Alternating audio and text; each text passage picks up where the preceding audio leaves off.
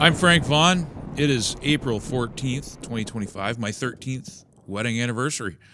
And in the interest of saving money and also in honor of the number 13, my wife and I have both agreed to keep it a very low-key affair. I may do some barbecuing later, but there will be nothing special. But I want to give her a shout-out. My number one fan, my biggest supporter, my wife, the love of my life. I want to begin today by talking about Mark Carney's book, just briefly, because I don't want to get into it too much until I'm done with it. But a couple quotes for context. Firms that align their business models with the transition to a net zero carbon economy will be rewarded handsomely. Those that fail to adapt will cease to exist. Mark makes it pretty clear in his book that his number one priority is climate change and the government rigging markets in an effort to fight it, as if we can fight climate change, something that's been ongoing. You're in an interglacial warm period. Thank your prosperity and thank your life on the fact that the ice is melting and has been melting for 10,000 years. This is nothing new. The second thing, or second quote I should say, is it was left to Karl Marx to square the circle. In his book, Carney mentions Karl Marx 33 times. He references Jesus once, and it's only in a quote by someone else. Carney makes it clear that he feels that Adam Smith and Ricardo, both brilliant economists, were just a prelude to Karl Marx's mastery. This is the man running to be prime minister of this country. How dare he write about justice? He writes in his book very clearly that he doesn't like rent seeking, that he has a very hard time with people who own things and then renting them back to labor, that somehow the concept of shared ownership, communism under Karl Marx, makes more sense.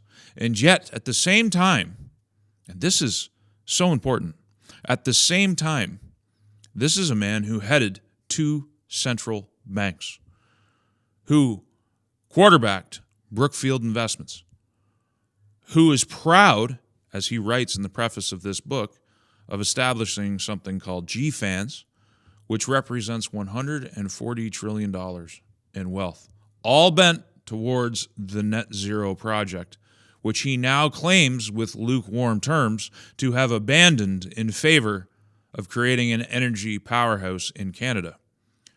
The thing to understand is this man defames and diminishes the very work that has made him the oligarch that he is. He does one thing, and he says something else entirely. The same is true for his quest to become prime minister of this nation. He is telling you what you want to hear to try and get an election win. And when it's done, even the liberal base will be surprised at the depth of betrayal he will unleash upon you at the head of a government that has been ruining this country for 10 long years. In spite of this very clear track record of Mark Carney's duplicity, very clear track record of him stepping in to buy distressed assets to fold into his multi-trillion-dollar projects, and his very clear stance, in spite of his recent words, that he will end the oil industry, he will end the natural gas industry in Canada. You have hack jobs like Marcus Guy writing for the Globe and Mail, Alberta's separatists have no case for breaking away from Canada. Now they throw the word opinion on here. That's what makes it passable and ethical, I guess. The picture reads, on Team Canada, Alberta is always the one threatening to take its ball and go home. Has Alberta ever run an independence referendum? Or was that Quebec, the province that has bent this entire federation to its individual advantage? The same province holding the rest of this nation hostage, the province that stands in the way of pipelines that need to be built that would actually strengthen our position as a sovereign nation. Quebec, who likes Canada to be weak. Marcus Guy doesn't write about any of those things. He begins Of all the dumb ideas kicking around the world right now, the dumbest may be making Alberta a separate nation. I am in God's country now, and it is the luckiest, richest, most privileged place in all of Canada, blessed with low taxes, bountiful resources, thriving cities, and a spectacular natural setting. All of those things that he mentions has nothing to do with the federal government in Ottawa. It has to do with the land underneath Albertans' feet and what they have built in spite of Ottawa. Marcus probably knows this, but he doesn't write about it. Yet some Albertans insist it is so hard done by that it must bolt from Confederation and issue passports of its own. A recent poll showed that a quarter of the province's residents would vote to leave Canada if a referendum were held today. Asked if they are proud to be Canadian, Albertans are less likely than Quebecers to say yes. Preston Manning, founder of the Reform Party, says that Westerners are so aggrieved about how they have been treated under the federal Liberals that a vote for Mark Carney is a vote for Western secession, a vote for the breakup of Canada as we know it. And Marcus Guy, before we commentate further on this deplorable piece of journalistic, it's not even journalistic, it's just poor. Absurd. Most people that threaten to secede do so because they feel they have been oppressed, excluded, thwarted, fleeced, or otherwise kept down. Quebec separatists say they need independence to protect the French language and culture. He's literally justifying, with a couple sentences, all of the drama that Quebec has caused this federation to the expense of every other province, and justifying it while diminishing Alberta's supposedly unjust concerns. This is a self-professed Alberta resident who is pretending that Alberta has no just case, no just reason for being angry and upset with the arrangement under the Federation. He asks that it is being robbed of its resource wealth by the rest of Canada? Get serious. The hated National Energy Program ended in 1985. Do you know what he doesn't mention in this article? Equalization. Nowhere is it mentioned. The very core, one of the principal planks of Alberta's problem with this federation. And Marcus just decides to leave it out and pretend it doesn't exist. Mark Carney promises to end the oil industry and the gas industry, not in the far distant future, but by 2030, which for those of you who are bad at math is only 5 years away. By the end of his first term, he intends to destroy this vehicle of prosperity that Marcus is writing about. Alberta prospers in spite of Ottawa. Mark Carney is campaigning to end that prosperity. When he talks about an energy powerhouse, he's just left out the word green. There's nothing green about green energy, but setting that aside, Mark Carney's duplicity is the reason we will face not just a sovereignty crisis, but an end to the current federation as it's designed. It would have to end. Otherwise, Alberta and Saskatchewan will both suffer irreparable harm if we stay in this federation. And if Manitoba and BC and the rest of the country lacks this vision, who cares? It will be time for us to seek our prosperity elsewhere because we will have yet again another government in Ottawa dedicated to the destruction of our ability to survive. This so-called article is just disgusting. I was going to be done with it, hence the cut. But I just want to read more. Alberta has the highest GDP per capita in the country. Alberta has the highest average weekly earnings in the country. Alberta has the lowest government debt per person in the country. Alberta has the lowest business taxes in the country. It found money in the ground and uses that oil wealth to pay for all the great rec centers, hockey rinks, libraries, hospitals, parks you see out there. That, not any talent for efficiency, is why Albertans pay such low taxes and no provincial sales tax at all. What does any of that have to do with Canada and Ottawa? All of that exists in spite of the best efforts of Ottawa to either steal it or leave that money in the ground. And you act like Alberta labor doesn't have to sweat and bleed to pull that wealth out of the ground and then market it, marketing it in spite of Ottawa's resistance to actually allowing that energy to reach a broader world market. We're captured by the United States, not because of the Americans, but because Ottawa has kept it that way. There's no other pipelines.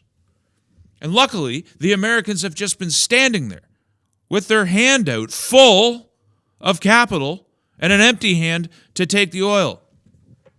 If it wasn't for them, there wouldn't be prosperity. Everything happens in spite of Ottawa. Marcus has to know this. Is he just selling himself out because he wants an article published in the Globe and Mail? I don't know how any person with any semblance of honesty or shred of integrity could ever pen such a piece of trash as this article. We are being groomed for an inevitable Mark Carney win. Inevitable is not my word, because I will fight this until it is set in stone. There is no reasonable way anybody should reward the Liberal Party with another vote. This is the fourth term. Somehow, with their willing allies and partners in the media, they have managed to create this idea that Carney is coming in as an outsider to right the ship, that even though underneath him are the same ministers, the same MPs, the same people who enabled Trudeau through all of his exploits, covered up his scandals, enabled him to deconstruct and spend this country into oblivion, that somehow Mark Carney symbolizes something different, that those people weren't rotten. They were just going along with the leader's edicts. Mark Carney's a new leader. They're going to go along with the new leader, and somehow it will lead to magical and better outcomes. But they are scared of the Poilievre-led CPC. And there are those who say that there's no difference. They use the term uniparty. It doesn't apply in this election. And it doesn't apply because there's never been such a concerted effort to promote through the media, through the unions, through just about anybody that can promote an outcome, to promote the Liberal Party over the Conservative Party. For whatever reason, they are legitimately fearful of Pierre Poilievre. And there are those who say there's no difference between the two parties. I have been immensely critical of the CPC over the course of time, but I've also been honest. There are huge policy differences this time, the biggest being Poilievre is not a central banker. He is not Mark Carney. Mark Carney literally wrote a book telling us what his plan is for this country. It's the end of prosperity. It's practically the end of private property that doesn't come down on high. The book advocates for the control of markets. It's a condemnation of capitalism, that markets must be instilled with values that come from the technocrats. Markets can't be left to their own devices. They're evil. He actually compares, well, I don't want to get into it. I want to get into it when I'm ready to do the book review. But you're being groomed. Leaders' debates have come to mean less and less. This is analysis and opinion by a guy named James Moore on CTV News. They know that in the leadership debates, Mark Carney will perform poorly. This is widely anticipated. And Poilievre, for whatever shortcomings you want to assess to him, he's a very effective debater. He's a very effective argumentative individual. He's probably set to do well, and so they're already preparing you to say that even if Mark falls flat on his face, Poilievre is still a loser, and it doesn't matter. These guys are all at the trough, taking money from the government to produce this stuff. James Moore is likely subsidized directly by the government legislation, which bans Canadian news from social media platforms like Facebook, unless you're willing to pay a bribe to the Canadian government, which Google paid $100 million, which is used to subsidize the media directly. State-funded media, not just the CBC, but every single media outlet in Canada is doing this.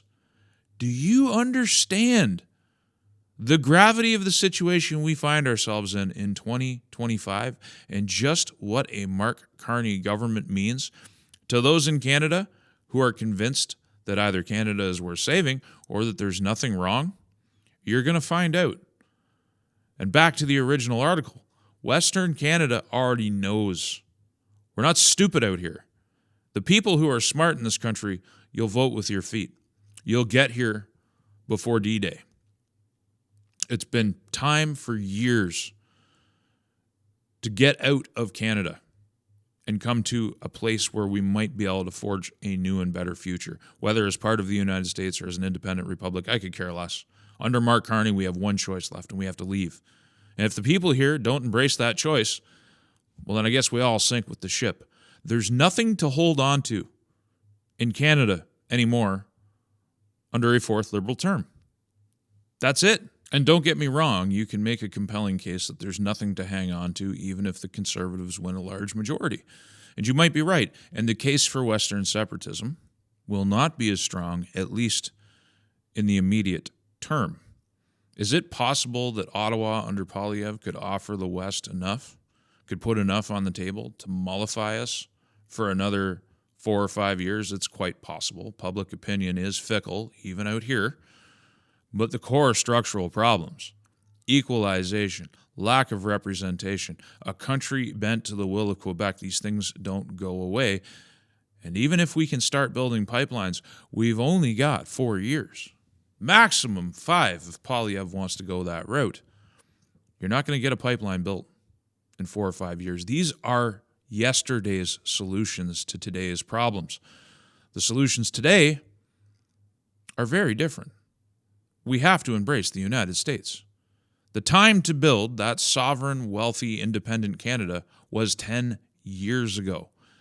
And people might like all the talk, but it's too late. The fiscal picture of Canada, the debt burden that's being left to us by the Liberals, the de-sovereignized process of our resource sector that's been ongoing for quite some time, the presence of China in this nation, their foothold is huge. And I don't know that that's going to change under a Poilievre government. I do know it's worth a try, that the path forward in every way goes through the mainstream right here in this country. They either have to try and attempt to govern from the right and come up against the Senate and the judiciary, or they have to discredit themselves in the eyes of the public. And, more importantly, rewarding the Liberals and rewarding Mark Carney with all the keys to power is not a feasible option, and especially when you consider that everybody is aligning to defeat the Conservative Party of Canada. It's ridiculous. Jagmeet Singh. This is another headline from CTV, says, he is the right person to lead the NDP. NDP leader Jagmeet Singh on why Canadians should vote for his party. No one's listening, Jag. As you sit there in your pink do-rag, you have led the NDP into perdition. You're broke. You can't raise money from your own members. You've had to go to the banks to borrow money to finance the current campaign. You have no idea what fiscal discipline's all about. And you're riding at 6 to 7% in the polls. You are going to lose your riding to a Conservative, sir. You may be the only person in this country whose hubris and narcissism is greater than Justin Trudeau. It took the entire Liberal caucus, it took the entire media party to turn on Justin Trudeau to be able to get him out of office in the first place as he cried his way through his Governor General's meeting. How pathetic. And then sweep him under the rug as though he didn't exist. They memory hold Justin Trudeau, a man that only months ago they were all proud to stand behind, including you, Jag, in spite of your words online, in spite of your supposed opposition. All you ever did was enable him and his party. That's your role. And you think you're a leader? You're a seersucker, suit-wearing politician who has relegated his party to the rubber stamp of the government of the day. You support oligarchs. You support globalists. You support big business in spite of all of your rhetoric. And his hubris and his absolute lack of self-reflection shows when he gives interviews where he talks about he's the right guy for the time. The NDP will be lucky if they have 2 or 3 seats coming out of this election, and they will have no money. They might be the only party that comes out of this more broke than the PPC. The NDP might survive as a federal party only because of the strength of provincial NDP options. But he has been taken advantage of by the Liberal Party. He's been led by the nose out to the far left and then abandoned there by Mark Carney. He has proven that as a leader, he doesn't exist because he's shown no leadership this entire time. He's a lapdog. So many people say, with a casual disregard to the millions of Canadians who don't, that Canadians deserve what they get. We deserve it because we voted for it. Millions of us don't vote for it. Millions of us don't deserve this. And dare I say, even those who will be convinced by the lie, the most heavily propagandized people, those boomers that I alluded to in previous videos, because it is largely that cohort of the population, and again, there's millions of them who don't vote this way, but there's millions more who do, who have been propagandized and hypnotized by their TVs and by their radios for decades. It's hard to expect them to break free of their programming, but little do they understand the danger that they are in as well. Because the entire nation, and by nation I mean the land and the people, not the system, not the structure, not the federation, but what actually has value, is in grave danger from Mark Carney. There are conservative, so-called conservative commentators, alternative media.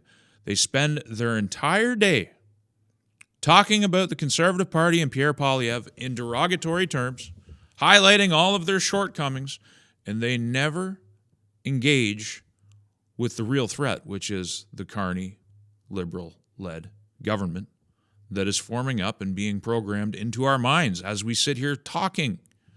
They're preparing us for this inevitable victory. It's not inevitable if people show up and vote. But why is it this obsession with the CPC and their shortcomings and this need to misrepresent them? There's enough there. And this is the part that really infuriates me, because I've been critical of the Conservative Party on a number of issues, and I'll continue to be as we move forward through time, because it's important to be.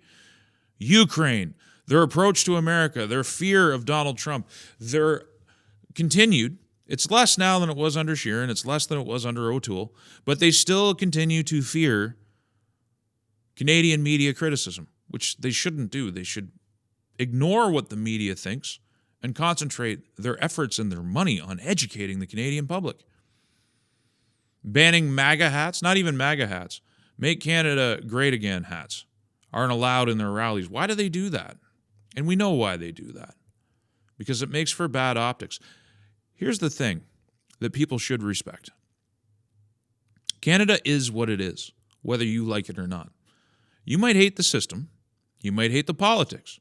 Maybe you don't like the fact that well over a quarter of the population is foreign-born. These are all problems. But for politicians, in order to win elections and do anything, they have to navigate those problems. They can't just sit back and be ideological purists, or they won't win elections. There are so many people who absurdly claim that the PPC is the only party doing it the right way. If you're a party, your intention should be to win elections. But there's the PPC mired in the margin of error, 1.7%. Meanwhile, the Conservative Party is riding at 40%. Who's doing it right and who's doing it wrong? For politics, not ideological purity. And instead of focusing on the easy target, which is Mark Carney and his history, and talking about him every single day, they talk about Pierre Poilievre nonstop and the Conservative Party nonstop. Whether they unwittingly or consciously are doing it, they are engaged in the same effort that the globalists, the liberals, the media party, the public sector unions are all engaged in, which is defeating the Conservative Party of Canada. Instead of occasionally taking a break to highlight the positive differences and points, they make the claim that there's no difference between the CPC and the Liberals, and it's not true. It's objectively not true. On criminal justice, there's a difference. On legal gun ownership, there's a difference. On the very core principle that the CPC has not been in government for 10 years and that the Liberal Party has been, that's a core difference. And there's many other things I've highlighted on this channel. But instead they make the claim that they're entirely the same, or they lie about the CPC's positions. Like they talk about mandates. And they say that the Conservative Party supported all the mandates. It's not true. It's objectively not true. If you examine the voting record, if you go back to when Candace Bergen was deputy leader, they opposed mandates. Every opportunity to oppose mandates, they opposed them. They were defeated in Parliament because they didn't have the votes. I've read people saying, mainly PPC people, saying that the Conservatives never supported the convoy. Yet it's clear that they did. They were there. While Aaron O'Toole was still the leader of the party. The Conservative rebellion was happening. Listen, you might ask, why didn't Pierre Poilievre stand up in the Parliament under Aaron O'Toole and call out his bad leadership? It's very simple in politics. If you do that, you don't have a Pierre Poilievre-led CPC today, with all of its shortcomings and all of its assets. Politics is done a certain way. There's a reason I'm not involved in politics, but I wish people that weren't involved directly in politics could respect what it takes to win elections. I don't think the Conservative Party should be afraid of the media. I think they should be courting controversy every step of the way. I think there's a valuable lesson there. And that's fine. That's a criticism. You can level at them. But this notion that they're just another version of the Liberal Party, if that was the case, why is there such a unity of effort to beat them? Because there's at least a chance of something different happening. Now wipe that all off the table. Take it all away. How can you, in good conscience, even if all that stuff weren't true, how can you reward Mark Carney and the pseudo-election that made him leader of the Liberal Party? How can you reward the Liberals underneath him, the same cast and crew for the last 10 years? How can you actively work to reward them with a fourth term? Do you hate your fellow Canadian that much? I don't even hate their voters that much. I think most of them are misled and hypnotized. They just don't know different. They don't know any better. If it was up to me, I would represent them. Even as they hated me, I would work to help them. I wouldn't burn the whole thing down just to spite them. I mean, I think either way, we're facing a national unity crisis. I don't think that goes away with a Poilievre-led government. I think the challenges begin the day after the election. But I can't throw the baby out with the bathwater. I'm Frank Vaughn. I'll see you in the next one. Did you know that I have a website? frankvaughn.ca, the ultimate repository for all of my work, and a backup location just in case the censors come for me again. And if you like the content, please consider using the donate link in one of the options available. There are no paywalls, there is no advertising, and there is no Patreon, and I intend to keep it that way. Thank you for your time and your consideration.